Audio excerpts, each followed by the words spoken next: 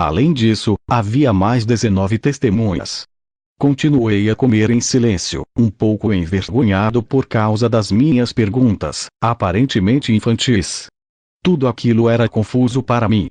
Por que é que nas primeiras aparições, as mulheres e a Tiago, e nas últimas daquele domingo, incluindo o que eu vivi, o corpo do ressuscitado não apresentara o aspecto e a morfologia de um humano normal? Era inútil continuar a procurar uma explicação racional. Na melhor das hipóteses, talvez encontrássemos a resposta nas próximas aparições. Mas isso ainda vinha longe. De repente, lembrei-me das palavras de José de Arimateia, recomendando que tanto Maria Madalena como as outras testemunhas não tornassem públicas as aparições em casa de Lázaro. Enchendo-me de coragem, interroguei Tiago sobre esse particular. Suponho que muitos dos presentes agradeceram a minha pergunta. Também eles desejavam esclarecer o porquê dessa recomendação. Tiago não cedeu. Tenho de ser fiel à promessa que fiz ao meu irmão e Senhor. Esta frase encerrou a questão. Marta, oportuna, suavizou a tensão momentânea. Pegou no cesto e, cantarolando qualquer coisa que não entendi muito bem, mas que provocou o bom humor e a descontração, foi distribuindo umas bolinhas cor de chocolate. Quando chegou ao pé de mim, com o rosto afogueado como uma papoula, colocou 6 no meu prato. 2 mais que aos restantes. Agradeci-lhe a gentileza e, curioso e preocupado diante do que ia comer, perguntei quais os ingredientes daquilo. Amido, extraído por cozedura, recoberto com mel e perfumado com essência de rosas e alfóstico. Provei, intrigado. Parecia um bombom. Me fez lembrar os bombons a que os orientais chamam lokum. Foi uma sobremesa deliciosa. Mas o meu trabalho na fazenda de Betânia estava só ainda começando. Os meus olhos e o meu coração fixaram-se naquela silenciosa hebreia de olhar atento, de cabelos negros e lisos cobertos com um grande lenço preto. Maria, a mãe de Jesus. A Senhora. Eram tantas as questões e perguntas que eu tinha para lhe fazer. Eram tantas as minhas dúvidas, que não sabia por onde começar. E no decurso daqueles dias, felizes e sossegados, sempre com o apoio dos filhos, tive a maravilhosa oportunidade de ir desvendando uma infinidade de informações relacionadas com os seus anos em Nazaré e com seu primogênito, que enriqueceram o que eu sabia e contei. Que acontecera ao longo da juventude de Jesus de Nazaré? Por que motivo os evangelistas ignoraram esses quase 32 anos anteriores à sua vida de pregação? Seria porque o Filho do Homem nada fizera durante aquele período tão longo? Como terá sido a sua educação? Quem foram os seus amigos? Quais os seus problemas e angústias? Viveu sempre na pequena aldeia de Nazaré? Quando e como teve consciência de quem era, na realidade? Por que se lançou a percorrer as estradas?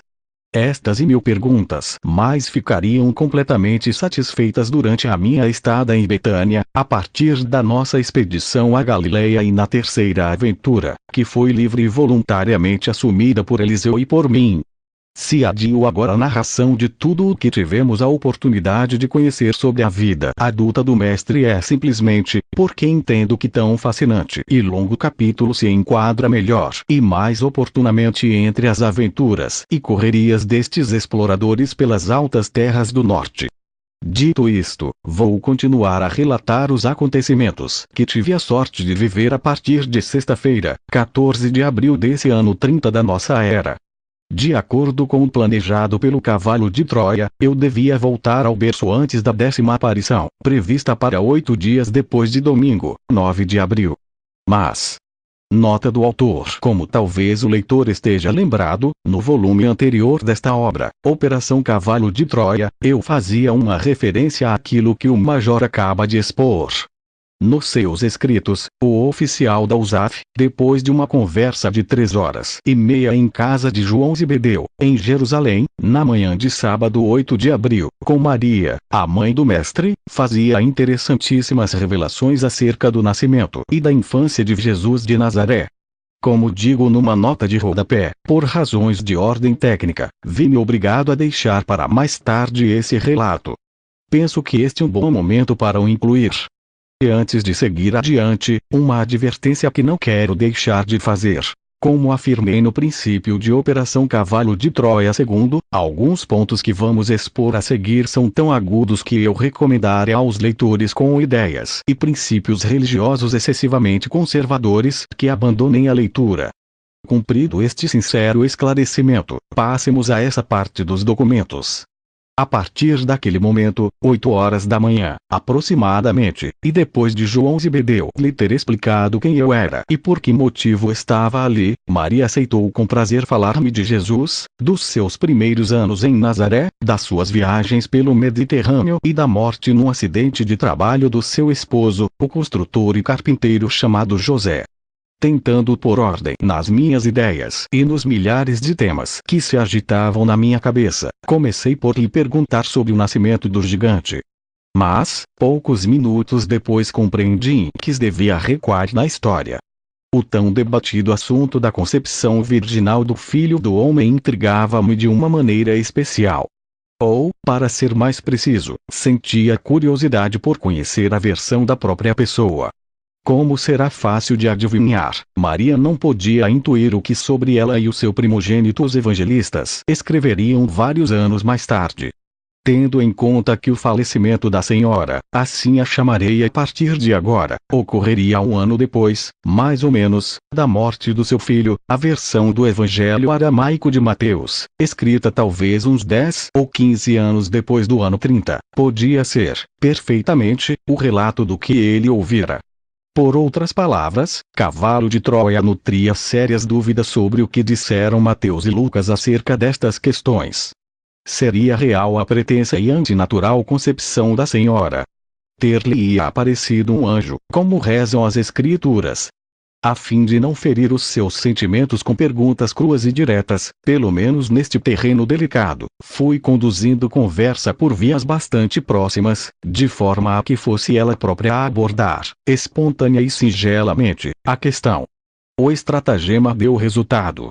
Assim, soube que Maria e José se conheceram quando este, como carpinteiro e pedreiro, trabalhava na ampliação da casa dos pais da então quase menina Miriam, verdadeiro nome de Maria. A adolescente, que tinha uns 11 anos de idade, foi levar água a José. Era a primeira vez que se viam. E surgiu uma atração mútua. Embora o tenha dito em páginas anteriores, os costumes dos judeus daquele tempo eram muito diferentes dos de hoje. A partir dos 12 anos e meio, coincidindo com a primeira menstruação, a menina adquiria a condição de mulher, podendo passar, pelo casamento, da tutela do pai para a do esposo. E às vezes não se sabia o que era pior, os esponsais, uma etapa que na atualidade poderíamos traduzir mal por noivado, prolongaram-se durante 2 anos. Quando José fez os 21 anos, a segunda fase do ritual hebraico, o casamento propriamente dito, foi celebrado com todas as honras e, como mandava a tradição, na casa de Maria.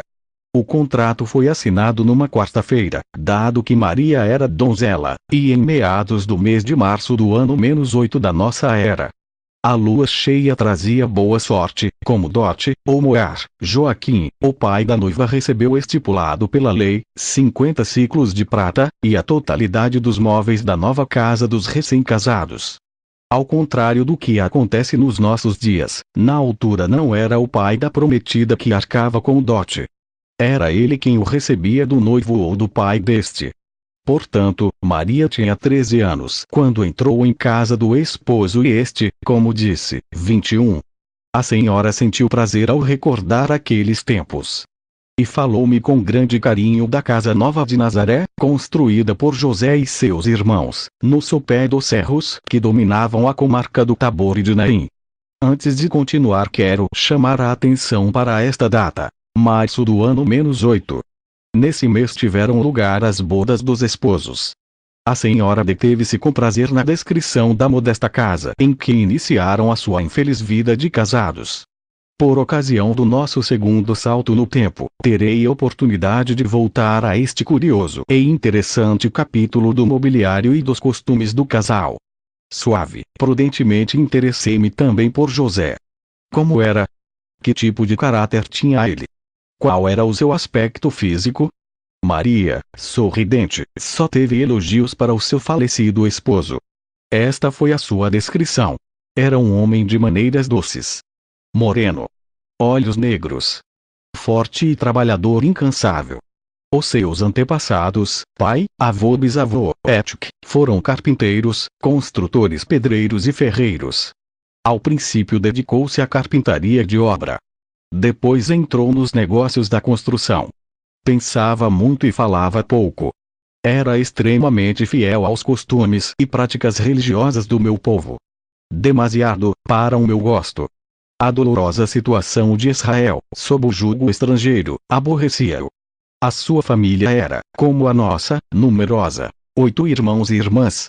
Quando conheci era alegre, mas, à medida que o tempo foi passando, sobretudo a partir dos primeiros anos de casados, tornou-se taciturno e passou por uma grande crise espiritual.